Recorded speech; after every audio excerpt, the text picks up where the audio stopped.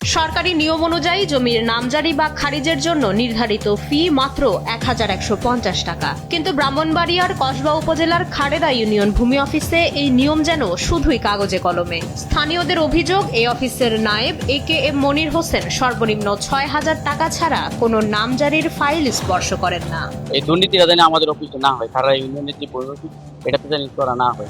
ভুক্তভোগীদের দাবি, কাগজপত্রে কোনো ত্রুটি না থাকলেও নানা ভয়ভীতি দেখিয়ে আবেদনকারীর কাছ থেকে ২০ থেকে ৩০,০০০ টাকা পর্যন্ত হাতিয়ে নেওয়া হচ্ছে। টাকা দিতে অস্বীকৃতি জানালে মাসের পর মাস ঘোরানো, ফাইল আটকে রাখা কিংবা আবেদন বাতিল করে দেওয়া হয়। খাজনা আদায়ের ক্ষেত্রেও চলছে প্রকাশ্য লুটপাট। ৫,০০০ টাকার খাজনার রসিদের বিপরীতে ৪০,০০০ টাকা পর্যন্ত আদায়ের অভিযোগ রয়েছে এই কর্মকর্তার বিরুদ্ধে। আমি অনেক ঘোরাঘুরি করে, এইটা ৪০,০০০ টাকা নিয়েছে, আমি অনেক ঘোরাঘুরি করার পরে ওদের কাছে টাকা নিয়ে আসা যায়।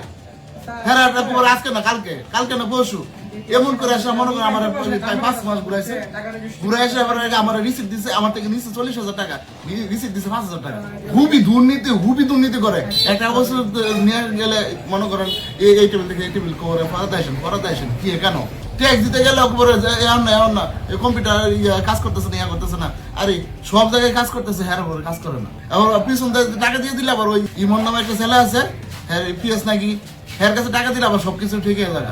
স্থানীয়দের অভিযোগ, নায়েব মনির হোসেন টাকার বিনিময়ে আইনের তোয়াক্কা না করে ভুয়া দলিলেও নামজারি করে দিচ্ছেন। এর আগে সামাজিক যোগাযোগ মাধ্যম ও গণমাধ্যমে তার অনিয়মিত উপস্থিতি, অসদাচরণ ও ঘুষ বাণিজ্যের খবর প্রকাশ হলেও অদৃশ্য কারণে বহাল তবিয়তে আছেন তিনি। আপনার জায়গা ঠিক আছে, তবে এটা ২০,০০০ টাকা লাগবে। তো আমি বললাম যে এত টাকা খাজনা, ২০,০০০ টাকা লাগবে। পরে আরেকজনকে ফোন দিলাম, ওনার মাধ্যমে উনি আমাকে বলছে যে ১০,০০০ টাকা ওনারে দিয়ে দেবে।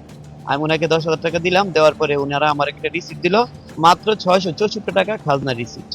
আমি এই রিসিপ্টটা নিয়ে আসলাম, এটা দিছি নায়েব সাহেব মনির সাহেবের কাছে। প্রশাসন বলছে, সুনির্দিষ্ট অভিযোগের ভিত্তিতে তদন্ত সাপেক্ষে আইনগত ও বিভাগীয় ব্যবস্থা নেওয়া হবে।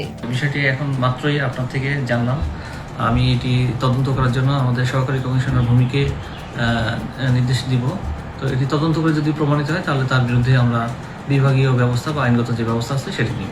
সচেতন মহলের দাবি, শুধু বদলি নয়, তদন্ত সাপেক্ষে তার দৃষ্টান্তমূলক শাস্তি হওয়া উচিত। দুর্নীতিবাজ এই কর্মকর্তার হাত থেকে মুক্তি পেয়ে সাধারণ মানুষ কবে হয়রানিমুক্ত সেবা পাবেন সেটি এখন দেখার বিষয়।